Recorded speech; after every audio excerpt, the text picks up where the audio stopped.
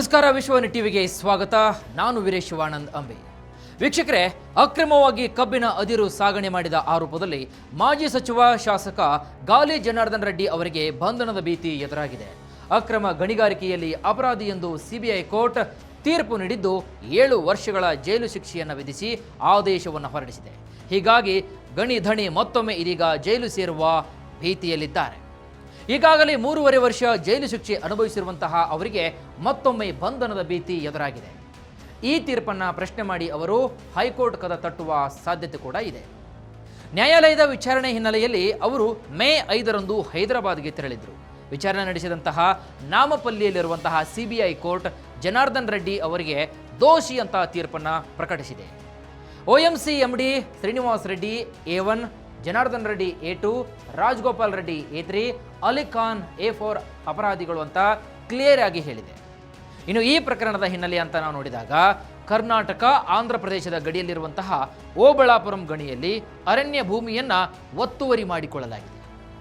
OMCಯಿಂದ ಅನುಮತಿ ನೀಡಿದಕ್ಕಿಂತ ಹೆಚ್ಚಿನ ಪ್ರದೇಶದಲ್ಲಿ ಕಬ್ಬಿಣದ ಅದಿರನ್ನ ವಿವೇಚನಾ ರಹಿತವಾಗಿ ಗಣಿಗಾರಿಕೆ ನಡೆಸಿದೆ ಎಂಬ ಬಲವಾದ ಆರೋಪಗಳು ಕೂಡ ಕೇಳಿಬಂದಿತು.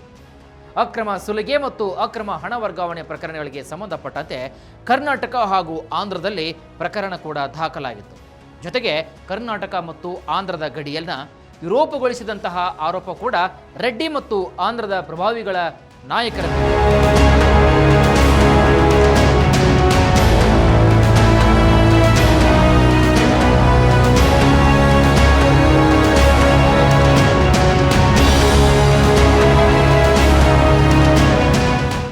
ಹಾಗಾಗಿ ಇದನ್ನ ಸಿಬಿಐ ತನಿಖೆ ನಡೆಸ್ತಾ ಇದ್ದು, ಇದನ್ನು ವಿಚಾರಣೆ ಕೂಡ ಮಾಡಿದಂತಹ ನ್ಯಾಯಾಲಯವು ಶಾಸಕ ಗಾಲಿ ಜನಾರ್ದನ್ ರೆಡ್ಡಿಗೆ 7 ವರ್ಷಗಳ ಕಾಲ ಜೈಲು ಶಿಕ್ಷೆಯನ್ನು ವಿಧಿಸಿದೆ.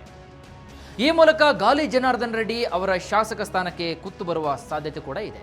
ಇನ್ನು ಇದೇ ಪ್ರಕರಣದಲ್ಲಿ VD Rajagopal, D Ravlinga Reddy, K Mahfooz Ali Khan ಮತ್ತು OMC ಕಂಪನಿ ಕೂಡ ಅಪರಾಧಿ ಎಂದು ಕೋರ್ಟ್ ಕ್ಲಿಯರ್ ಆಗಿ ತೀರ್ಪನ್ನು ನೀಡಿದೆ.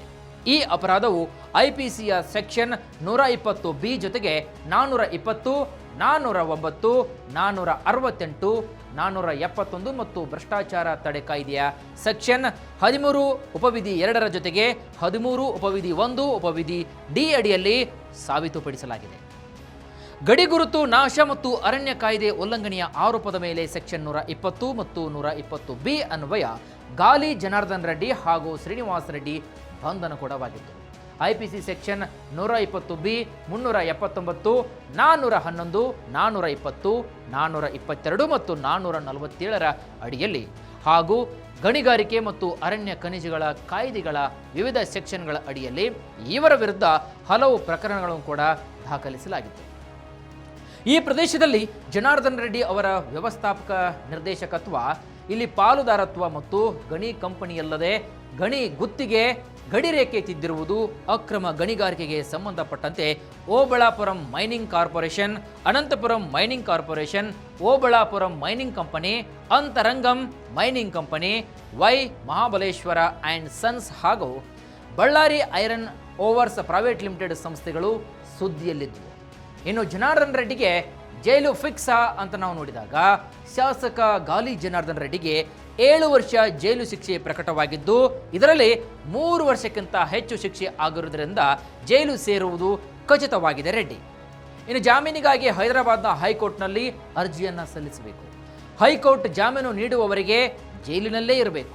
ಹಾಗಾದರೆ ವೀಕ್ಷಕರೇ, ಜನಾರ್ದನ್ ರೆಡ್ಡಿಗೆ ಸಿಬಿಐ ಕೋರ್ಟ್ 7 ವರ್ಷ ಜೈಲು ಶಿಕ್ಷೆ ತೀರ್ಪನ್ನು ನೀಡಿದ್ದು, ರೆಡ್ಡಿ ಇದರಿಂದ ಪಾರಾಗ್ತಾರಾ ಅಥವಾ ಜೈಲೇ ಗತಿ ಅಂತಾರಾ? ಯಾವುದಕ್ಕೂ ಕಾದಷ್ಟು ನೋಡಬೇಕಾಗತ್ತೆ. ಇದಾಗಿತ್ತು ಇವತ್ತಿನ ವಿಶೇಷ. ಮತ್ತಷ್ಟು ವೈವಿಧ್ಯಮಯ ಸುದ್ದಿಗಳಿಗಾಗಿ ನೋಡ್ತಾ ಇರಿ ವಿಶ್ವವಾಣಿ ಟಿವಿ.